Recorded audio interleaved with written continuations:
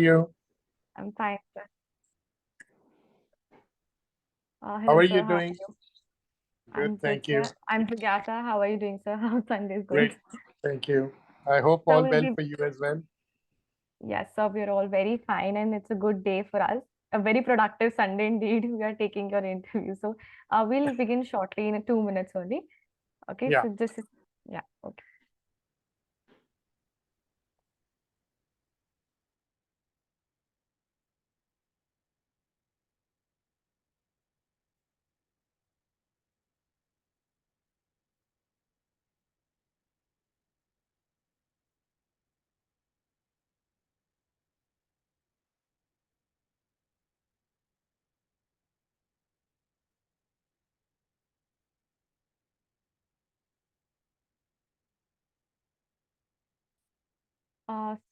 So we'll be beginning. If you could please sure, turn on your. sure, Yeah. sure. So, a very pleasant morning yet again. It's an honor to have you here with us. I'm Jigyasa. Thank I'm you. an associate member here at the Entrepreneurship Cell of Aryabhatta College, University of Delhi. And so we do happen to have certain members from the cell in the meeting, and they'll keep joining in. It's a lazy Sunday, so you'll know they'll join in maybe 5 minutes later, something. So, to give everyone a little context, we have you, an IT industry leader with us, who has a career of spanning over 4 decades in this industry, and you have graciously accepted to give an interview for our magazine. So we welcome you, sir, again. And so Thank before we you. begin, I just wanted to let you know that we'll be recording this session so that it Sure, can be reviewed while editing for the magazine. And sure. also, we do happen to have a time constraint of 40 minutes on this Zoom meeting. So in Yeah, case we are not, I'd like to be done with this by 11:30 because I got another yeah, meeting at yeah, that sure, time. So we'll exactly. make it efficient for everyone. Yeah, so in case if it does not allow, so because the meeting was started prior thoda 15 minute pehle, so if it ends, so we'll give a very short link, a link very shortly. So sir, we can begin if you're ready. Sure, sure. Let's go ahead. Yes. Okay. So, sir, my first question to you would be that, you've been credited with being the pioneer of the revolution in India. I was researching when we all were researching about you. So, under your leadership, our country witnessed, the birth and creation of over 1 lakh networking professionals. So, how do you, first of all, describe this extensive journey throughout these years in your career? Again, Jigyasa, thank you very much for having me to be a part of your interview. And I'd like to congratulate all of your readers for showing tremendous interest in trying to learn about Right. what has really happened in the industry, and particularly around digital and the transformation that's occurring right now.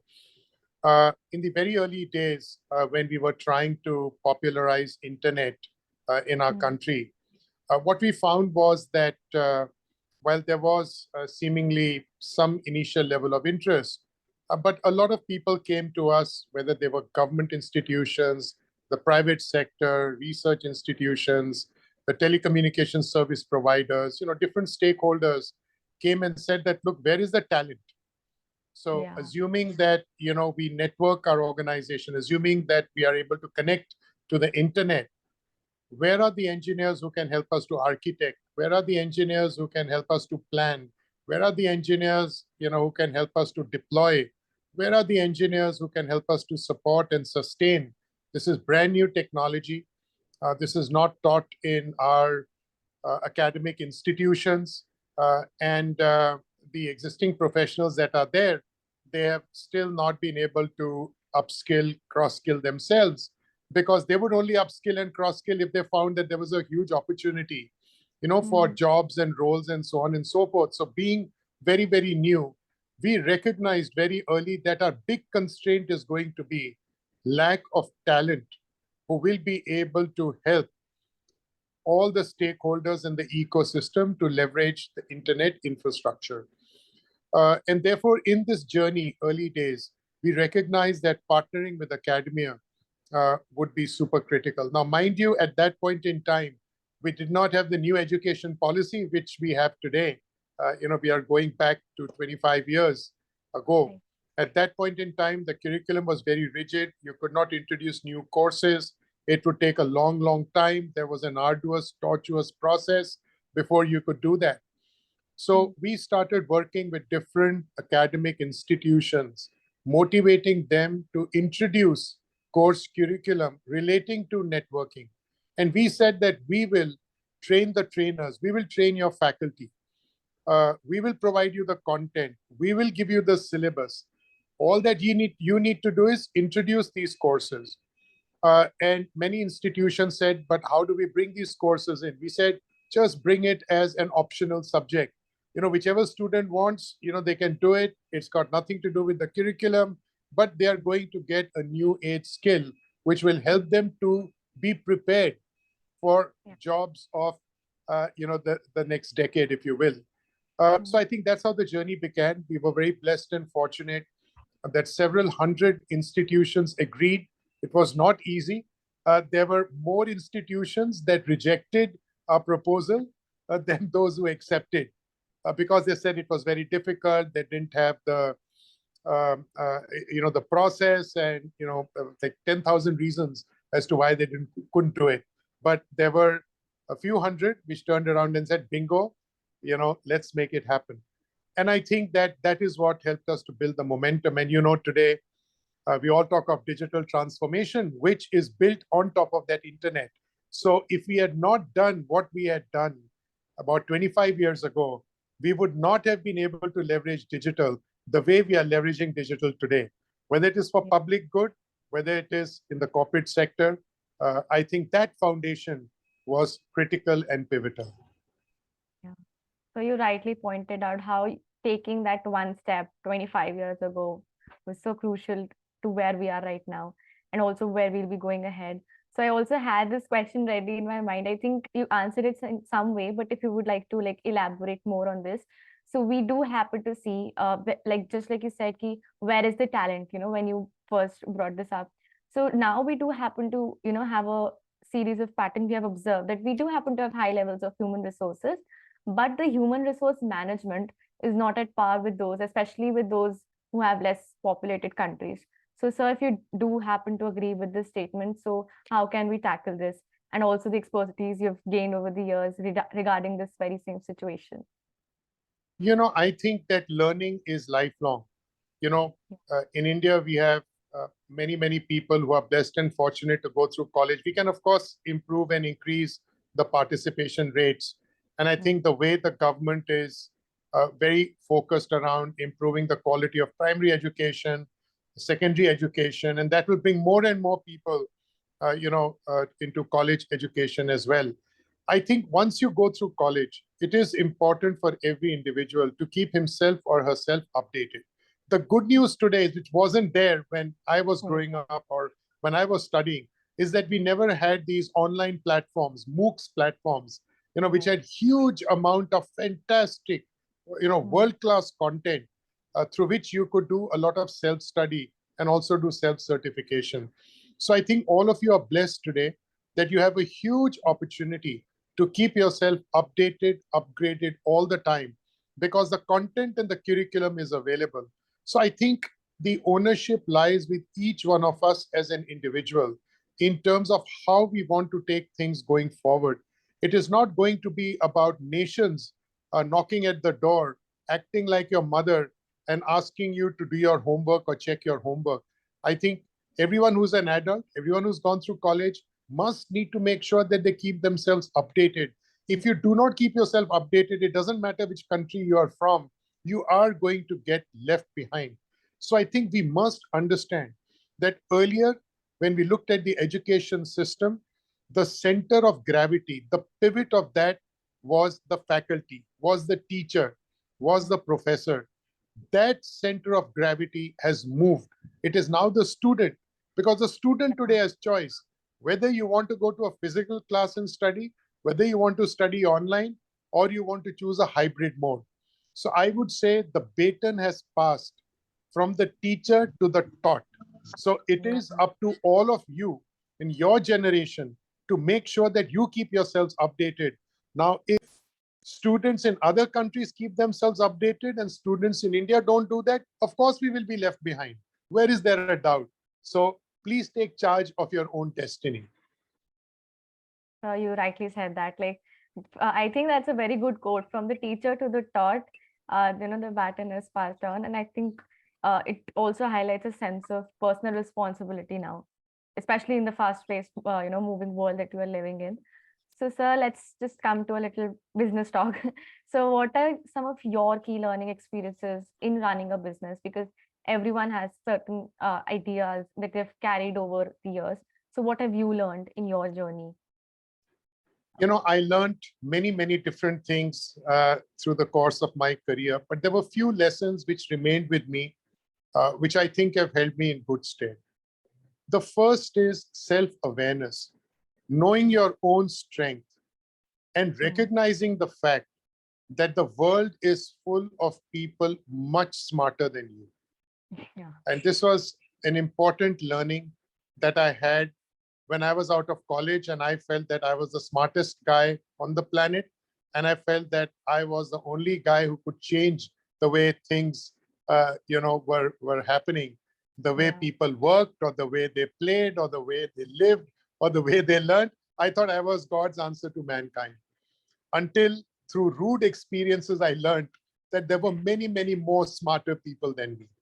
And then I changed tack and said, how do I now get these smarter people to come and become a part of my team so that together, we become incredibly effective? So I think my first lesson was there are a lot of people much smarter than me.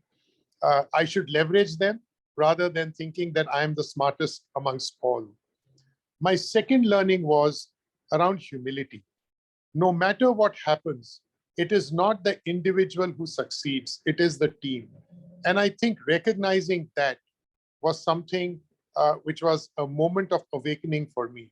So being very humble and not taking your successes to your head, recognizing the fact that the success is because of collaborative effort and not just individual endeavor was a second important lesson that I learned.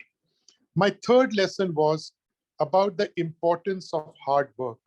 I realized that there was unfortunately no shortcut.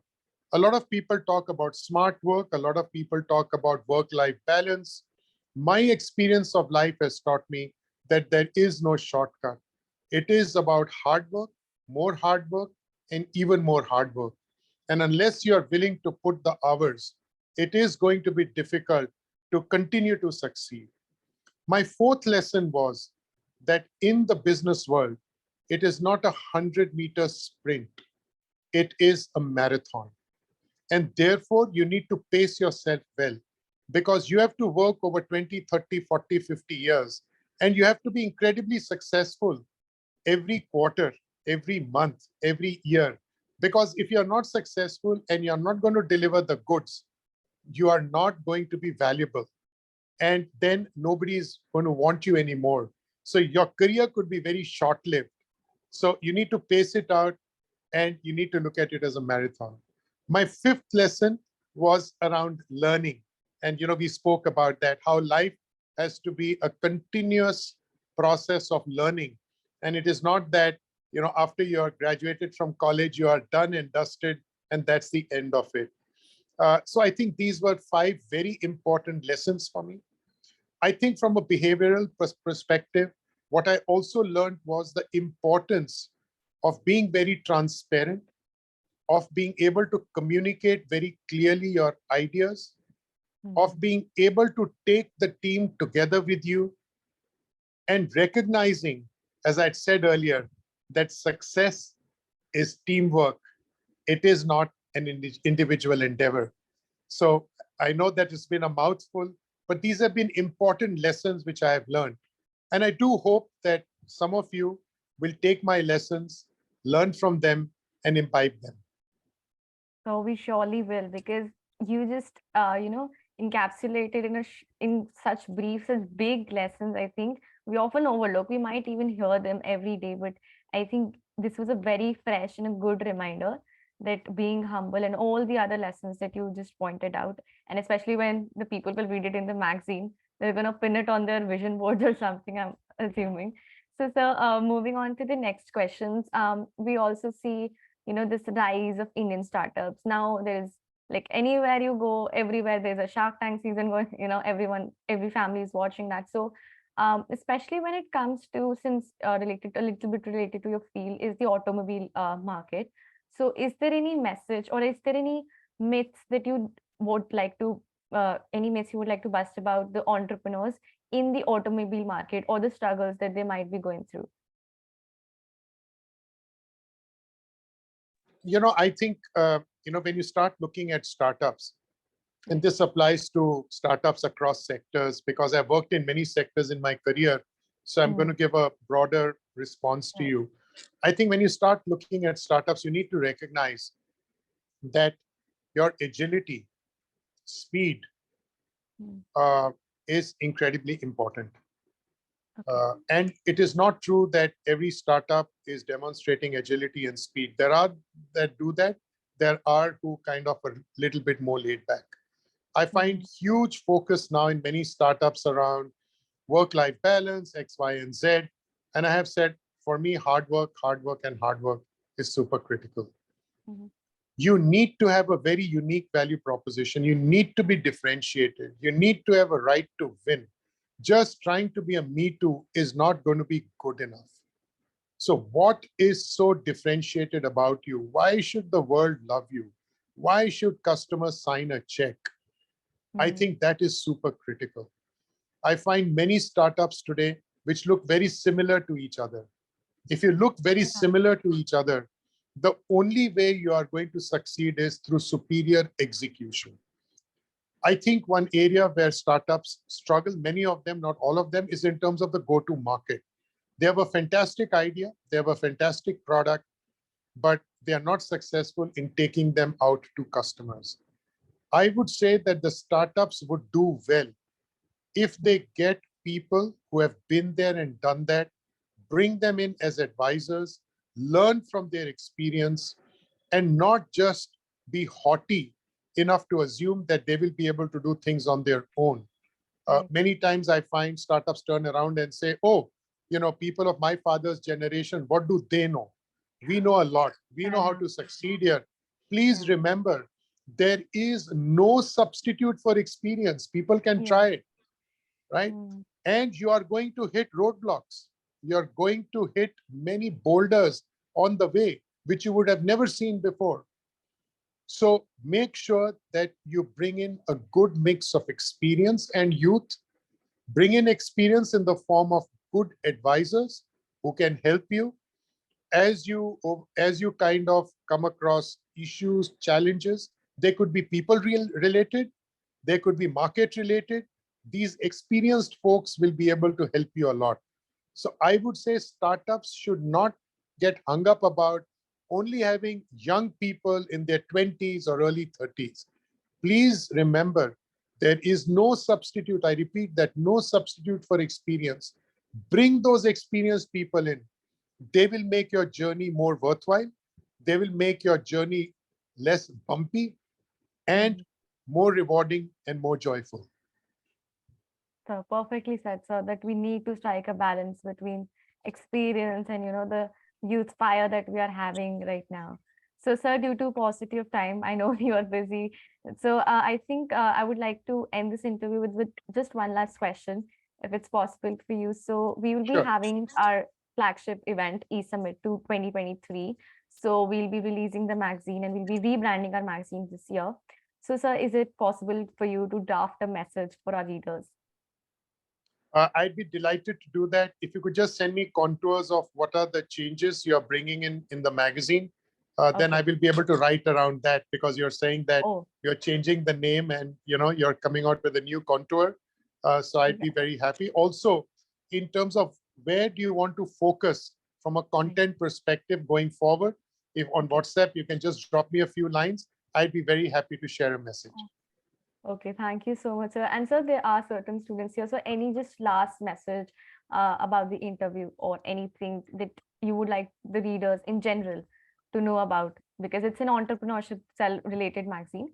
So, any general, wisdom, pearls of wisdom, because throughout the interview, you have just spoken so much. To any summary of that, that you would like to give for this? Yeah, maybe what I'd like to do, Jigyasa, is And open this up to a quick question. If anyone has a question, I'd like to request you to please go right ahead. And I think that would be an appropriate way of ending the session rather than me just doing a monologue. So go ahead, Jigyasa, anyone who'd like to ask a question? okay, sir. So I think there will be some in the chat box. Just a second, sir. Pick your favorite question and I'd be happy to answer that. Yeah.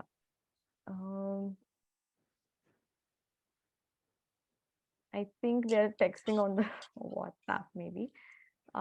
If anyone wants to write a question here, then we'll be okay with it. Okay. Sir, can I ask you? Is that fine? Yes, please go ahead.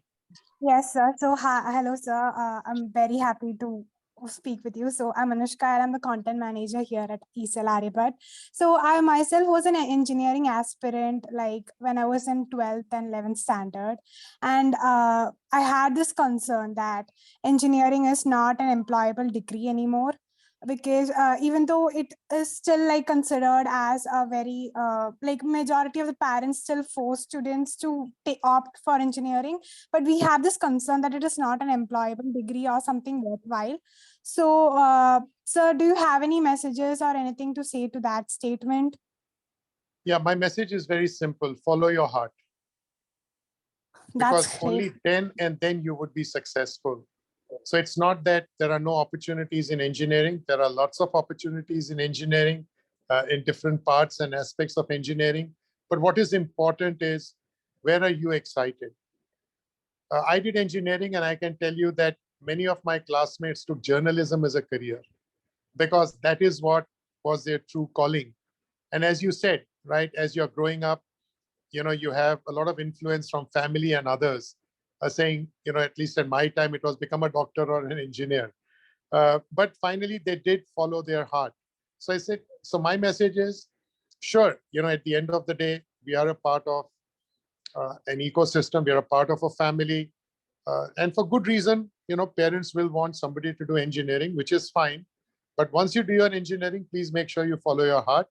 And if you're blessed and lucky and fortunate that you have got parents who are willing to support you, then follow your heart from day one. Okay, sir. Thank you so much. Sir, I think we can end this interview here. So Thank you. again, thank you so much for taking out the time, especially on a Sunday. No problem. Sorry if we disturbed you or anything. And No. As I said, I got another meeting after this, so my Okay. Sunday has just begun. Okay, thank you so much, sir. And Take good care. somebody from our team will obviously text you back, and we'll Sure. give you the pointers for the magazine. And Thank you. you so much for crafting the message All as well right. in advance. And it was a great meeting. So Thank best you. wishes ahead for the day. So we can end Thank this you meeting here. Thank you to so all much. of you, and enjoy the weekend. Bye-bye. Thank you, sir. Bye-bye.